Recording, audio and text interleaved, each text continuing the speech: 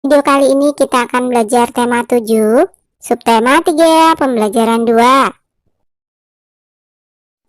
Mari membaca teks berikut. Hari ini cuaca sangat panas. Udin, Beni, dan Edo ingin bermain di kolam renang. Kolam renang tempat mereka bermain cukup aman. Di sekitar kolam terdapat beberapa orang petugas sedang mengawasi anak-anak bermain air. Setiap petugas kolam renang mengalungkan peluit di leher masing-masing. Peluit merupakan salah satu alat komunikasi.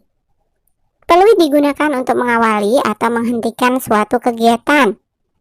Dengan menggunakan peluit, kita tidak perlu bersuara keras untuk memberi peringatan.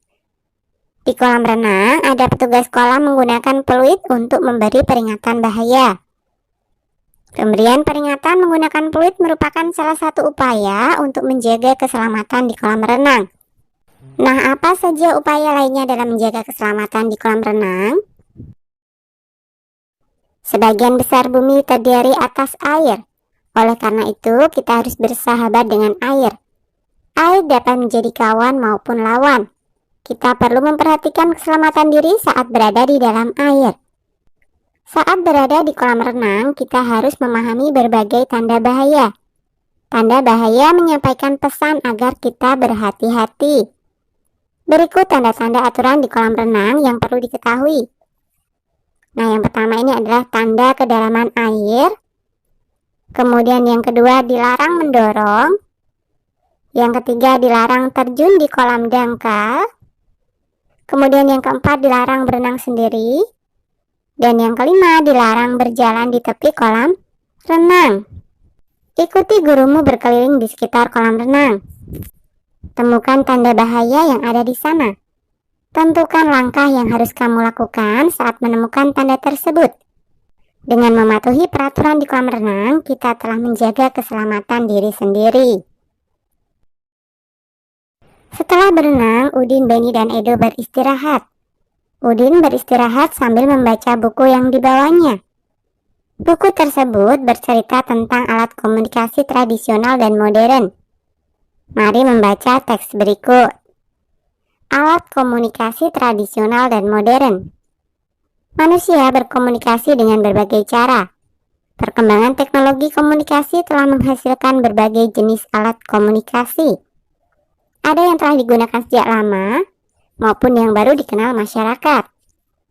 Daun lontar, prasasti, dan gong merupakan alat komunikasi tradisional pada masa lalu. Selain itu ada pula lonceng yang berfungsi sama dengan gong. Pada masa berikutnya muncul telegraf dan pesawat telepon. Dengan adanya teknologi, telepon berkembang menjadi telepon genggam atau biasa disebut ponsel. Ponsel merupakan alat komunikasi modern yang terus mengalami pembaruan. Nah, kelompokkan alat komunikasi yang terdapat pada teks bacaan di atas dalam tabel berikut. Yang termasuk alat komunikasi tradisional adalah daun lontar, prasasti, lonceng, dan gong. Sedangkan yang termasuk alat komunikasi modern adalah telegraf, telepon, dan telepon genggam atau ponsel. Nah, sekarang coba gunakan kosakata dari tabel di atas untuk melakukan permainan tebak kata bersama teman-temanmu. Dengarkan instruksi dari gurumu saat melakukan permainan tebak kata. Coba lengkapi kalimat berikut dengan kata-kata yang tersedia di bawah ya. 1. Alat komunikasi titik-titik digunakan pada masa lalu. Kata yang tepat untuk melengkapi kalimat yang pertama ini adalah tradisional. 2. Titik-titik termasuk ke dalam alat komunikasi tradisional. Manakah yang termasuk alat komunikasi tradisional? Kentungan. 3. Lonceng dan titik-titik memiliki fungsi yang sama. Apa ya tadi yang memiliki fungsi yang sama dengan lonceng? Betul, gong. 4. Telepon kini berkembang menjadi ponsel. 5. Ponsel merupakan salah satu alat komunikasi modern. Udin membaca buku tentang komunikasi.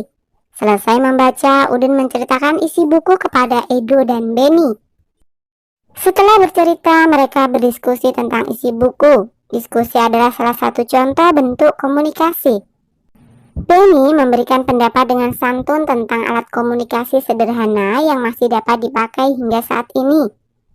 Edo menanggapi dengan penuh semangat. Udin menjadi pendengar yang baik sambil sesekali memberikan tanggapan. Gaya Udin, Benny, dan Edo saat melakukan diskusi berbeda-beda. Namun mereka tetap dapat berdiskusi dengan baik. Hal tersebut terjadi karena sifat tiap orang pasti berbeda. Setiap orang memiliki sifat yang berbeda-beda. Ada yang pendiam dan pemalu. Ada juga yang memiliki sifat ramah dan mudah bergaul. Sifat termasuk salah satu bentuk keberagaman. Berikut beberapa contoh sifat beserta ciri-cirinya. Jenis sifat sopan, ciri-cirinya menghormati setiap orang. Jenis sifat sombong, ciri-cirinya selalu merasa lebih baik dari yang lain. Kemudian sifat keras kepala, ciri-cirinya adalah tidak mau mendengarkan pendapat orang lain. Sifat rendah hati, ciri-cirinya adalah selalu menghargai orang lain. Sedangkan sifat humoris, ciri-cirinya adalah senang membuat suasana riang dan penuh tawa. Nah, selain sifat-sifat di atas, masih banyak lagi sifat lainnya. Cari tahu bersama temanmu. Apakah perbedaan sifat pada individu dapat berpengaruh terhadap kegiatan komunikasi? Amati 5 orang temanmu. Dapatkah kamu menemukan aneka sifat? Nah, ini hanya contoh saja ya. Aneka sifat dan kebiasaan teman-teman. Nama Andika, sifat keras kepala, kebiasaan usil. Kemudian yang kedua Dewi, sifat pemalu, kebiasaan sering menangis. 3 Umar, sifat sombong, kebiasaan sering marah. 4 Risma, sifat rendah hati, kebiasaan suka menolong. 5 Farid, sifat humoris, kebiasaan selalu tertawa. Nah, diskusikan tentang perbedaan sifat dan kebiasaan temanmu. Apakah saat berkomunikasi terjadi masalah? Kadangkala saat berkomunikasi terjadi pertengkaran. Dengan memahami aneka sifat dan kebiasaan teman, kita telah menjaga persatuan yang sesuai dengan sila ketiga Pancasila, yaitu Persatuan Indonesia. Oke, sampai di sini dulu video kali ini ya. Sampai jumpa.